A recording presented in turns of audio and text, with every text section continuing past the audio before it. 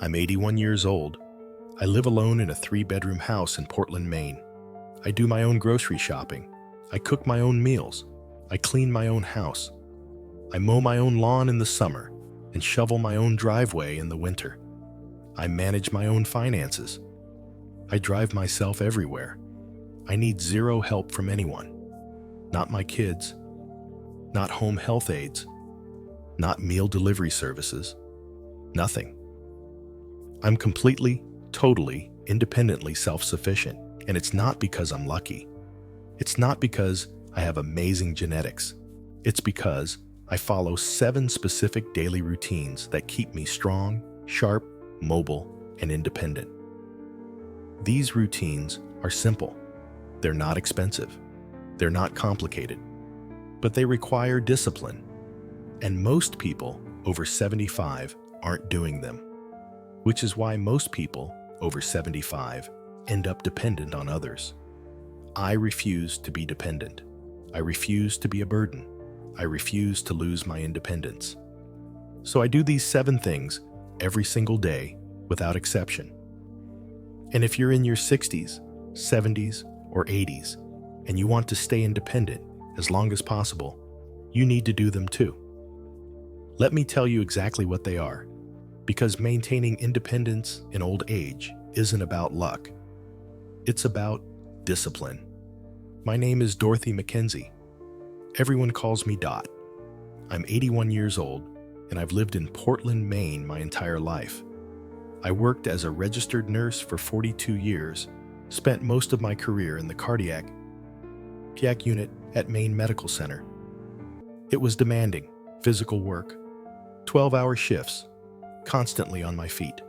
But it taught me discipline, self-reliance, and the value of routine. I retired at 67. My husband James and I had 2 kids, Catherine and Robert, who are now in their 50s. Catherine lives in Atlanta. Robert lives in Seattle. Good kids. We talk regularly. But they have their own lives, their own families, their own problems. I don't expect them to take care of me, and I sure as hell don't want to be a burden to them. James died 6 years ago from a massive stroke. We'd been married 52 years. Losing him was devastating. When he died, my kids immediately started talking about me moving closer to one of them, or maybe into assisted living, or getting a home health aide. Mom, you can't live alone at 75. What if you fall? What if something happens? I understood their concern, but I also knew myself. I'm not built to be dependent. I'm not built to sit around and let other people do things for me. So I told my kids, I appreciate your concern, but I'm staying in my house. I'm going to take care of myself, and I'm going to stay independent for as long as I possibly can. That was 6 years ago. I'm 81 now, and I'm still doing it. Still living alone, still completely independent. And I credit that independence to 7 specific daily routines that I follow religiously. These aren't things I do occasionally or when I feel like it. These are non-negotiable daily habits. Because I know the moment I stop doing these things is the moment I start declining. And decline leads to dependence, and I refuse to be dependent. Routine 1. Morning mobility work, 15 minutes every single morning.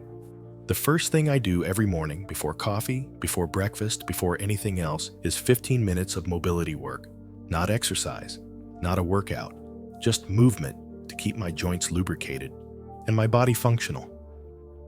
I've been doing this since I was 70, and it's the single most important thing I do for my physical independence. Here's what it looks like. I start with neck rolls, slow, gentle circles in both directions. Then shoulder rolls, arm circles, torso twists. Then I work down to my hips. Hip circles, leg swings front to back, side to side.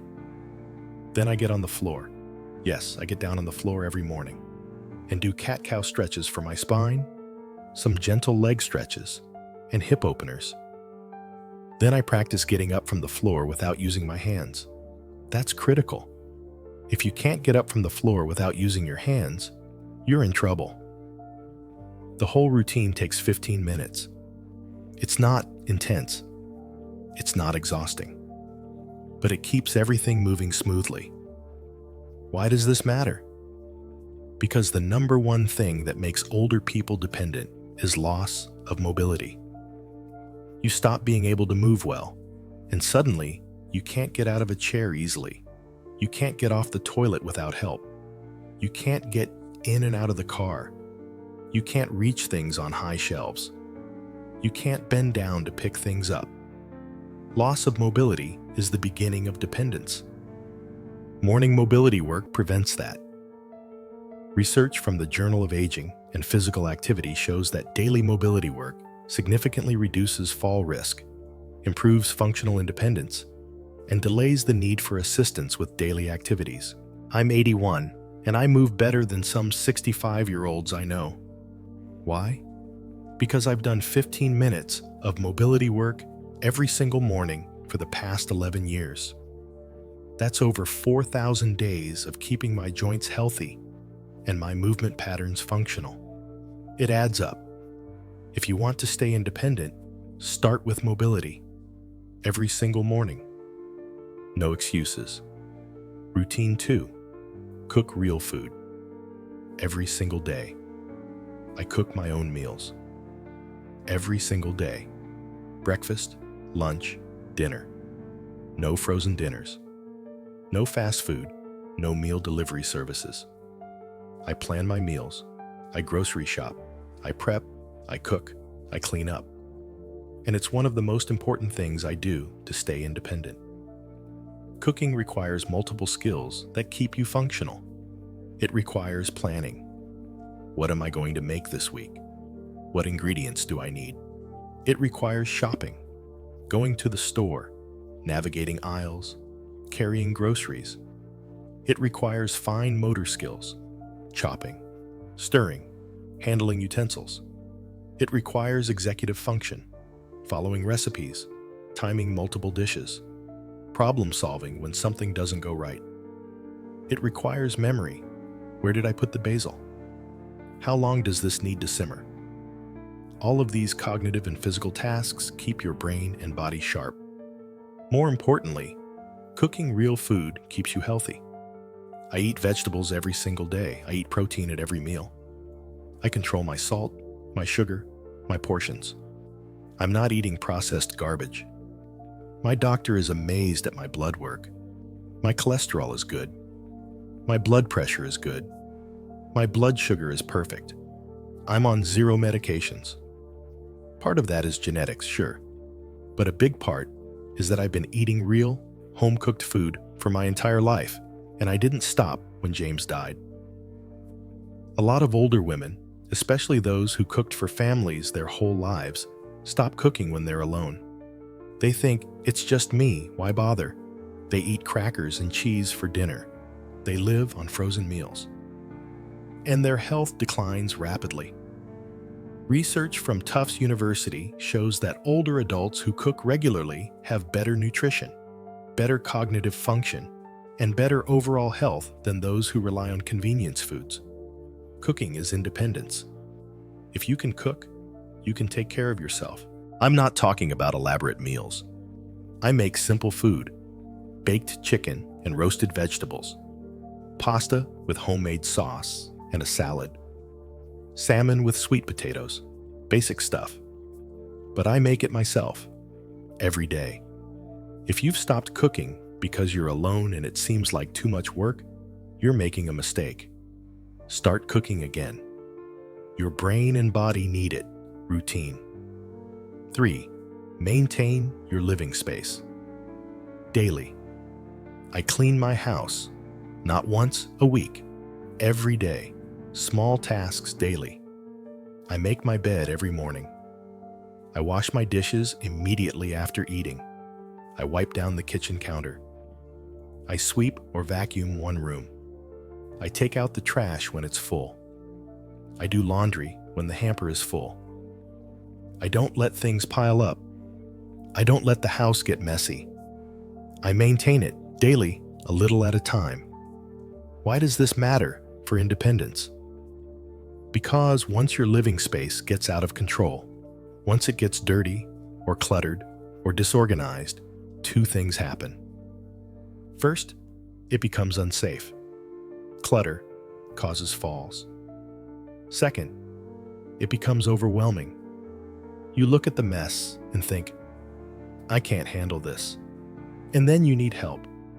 And once you start needing help with basic household tasks, you're on the path to dependence. Daily maintenance prevents that. I don't need a cleaning service because I never let my house get to the point where I need one. I handle small tasks every day so they don't become big problems. It's the same principle as preventive maintenance on anything. Take care of small things regularly, and you avoid big breakdowns. Research from the American Journal of Occupational Therapy shows that maintaining your own household is strongly correlated with cognitive function and physical capability in older adults. People who stop doing household tasks decline faster than those who keep doing them. Your house isn't just where you live, it's your daily exercise, your cognitive challenge, your purpose. Keep maintaining it yourself for as long as you possibly can. Routine 4. Handle your own finances. I manage my own money. I pay my own bills. I balance my checkbook. I review my bank statements. I handle my taxes. I make my own financial decisions. And doing this keeps my mind sharp in ways that nothing else does. Managing money requires math, planning, memory, organization, and judgment. You have to track what's coming in and what's going out. You have to remember when bills are due. You have to make decisions about spending. You have to plan for the future. All of these are complex cognitive tasks. When older people hand off their finances to their kids or to a financial manager, they lose one of the most important cognitive exercises they have, and cognitive decline accelerates. I see this all the time with women my age. Their husbands handled the money for 50 years. Then the husband dies, and suddenly they don't understand their own finances. They hand everything over to their kids. Within a few years, they're confused about money, can't remember what bills they have, don't understand their own financial situation. That's not just aging. That's cognitive disuse. Your brain is a muscle. When you stop using it for complex tasks like financial management, it atrophies. I'm 81, and I know exactly how much money I have, where it is, what my expenses are, what I can afford. I make my own decisions. I don't need my kids to explain my bank statement. I don't need help paying bills. That independence, financial and cognitive, is critical. Research from the University of Michigan shows that older adults who manage their own finances maintain better cognitive function and have lower rates of dementia than those who delegate financial tasks. If you're still capable of managing your money, keep doing it. Use online banking if it's easier. Set up automatic payments if it helps. But stay involved. Stay in control. Don't hand it off unless you absolutely have no other choice. Financial independence is real independence. Routine 5. Drive regularly. Don't give up your keys too soon. I still drive every day to the grocery store, to the bank, to the pharmacy, to visit friends, to church. Driving is my freedom. The day I stop driving is the day I lose a massive chunk of my independence. So, I'm very intentional about maintaining my driving skills and my fitness to drive. I know driving is controversial for older people. I know there are older drivers who shouldn't be on the road. I get that. But I also know that too many older people, especially women, give up driving prematurely out of fear or because their kids pressure them. And once you give up driving, your world shrinks dramatically. You can't get groceries easily. You can't go to appointments without arranging rides. You can't visit friends spontaneously. You become dependent on others for transportation. And that dependence is isolating and depressing. I keep driving safely by being honest about my abilities. I don't drive at night anymore. My night vision isn't what it used to be. I avoid driving in heavy snow. I plan my routes and avoid complicated intersections during rush hour. I know my limits, but within those limits, I drive regularly to maintain my skills and my confidence. Research from AAA and the AARP shows that older adults who maintain driving privileges have better mental health, better social engagement, and better overall quality of life than those who stop driving. Driving isn't just transportation, it's autonomy. If you're still physically and cognitively capable of driving safely, keep driving. Be smart about it. Be honest about limitations. But don't give up your keys unless you have to. The day you do, a big piece of your independence goes with them. Routine 6. Stay socially engaged. Isolation kills independence.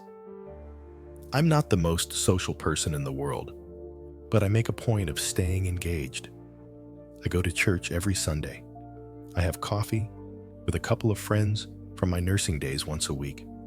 I volunteer at the local hospital, gift shop one afternoon a week. I chat with neighbors. I call my kids once a week.